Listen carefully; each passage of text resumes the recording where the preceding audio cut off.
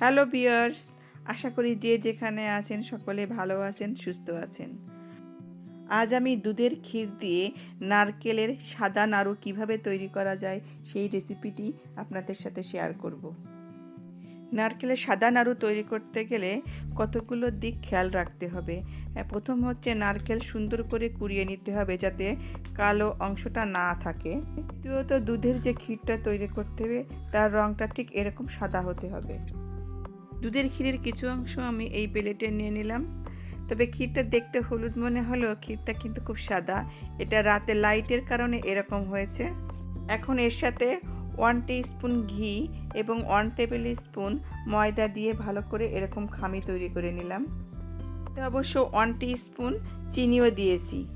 এবার এর থেকে ছোট ছোট বল তৈরি করে মিডিয়াম টু লো ফ্লেমে ভেজে নেব। তৈরির ক্ষেত্রে ময়দার পরিবর্তে চালের গুঁড়া দিলে আরও সুন্দর হয়। যখন হালকা ব্রাউন কালার হবে তখন আমি এগুলো তেল থেকে উঠিয়ে নিলাম। মাঝারি সাইজের নারকেল এমনভাবে কুড়িয়ে নিয়েছি যাতে নারকেলের কালো অংশটা যেন এর ভিতরে না থাকে। নারকেলের ভিতরে দিয়ে দিলাম 1 চিমটি এলাচের গুঁড়া, আর এর সাথে দিয়ে দিলাম 2.5 কাপ চিনি। একটি মাঝারি সাইজের নারকেলের জন্য 250 গ্রাম চিনি পারফেক্ট। 1 কাপ চিনিতে 200 গ্রামের মতো চিনি থাকে, সো 2.5 কাপ চিনিতে থাকবে হচ্ছে হাফ কেজির মতো চিনি। নারকেল একটু বেটে নিলে দ্রুত পাক চলে আসে। আমি এখানে চপার দিয়ে চপ করে নিয়েছি, তাই বাটার কোনো প্রয়োজন নাই।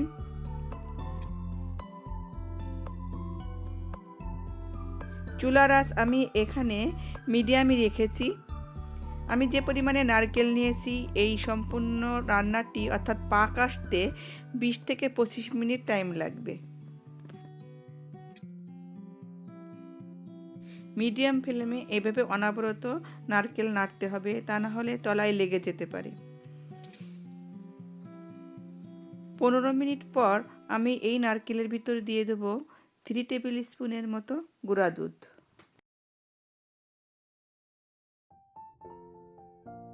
গুঁড়া দুধ ভালো করে নেড়ে চেড়ে দ্রুত নারকেলের সাথে মিশিয়ে দিতে হবে।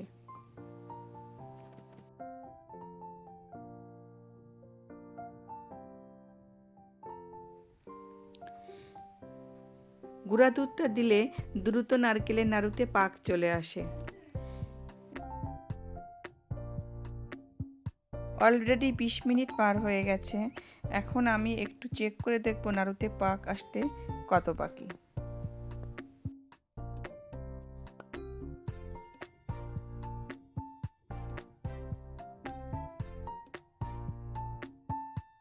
বিশ মিনিট পর যখন নাড়ুতে প্রায় পাক চলে আসবে, ঠিক সেই মুহূর্তে আমি এর ভিতরে দিয়ে দেব আগে থেকে করে রাখা দুধের ক্ষীর।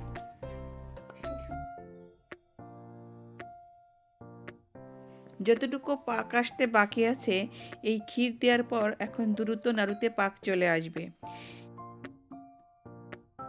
নারকেল চিনির নাড়ুতে একদম শেষ পর্যায়ে দুধের ক্ষীর দিতে হয়, তাহলে নারকেলের নাড়ুর রং সাদা ধবধবে হয়। এখন দেখেই বোঝা যাচ্ছে যে পাক চলে এসেছে, একদম ডোর মতো তৈরি হয়ে যাবে।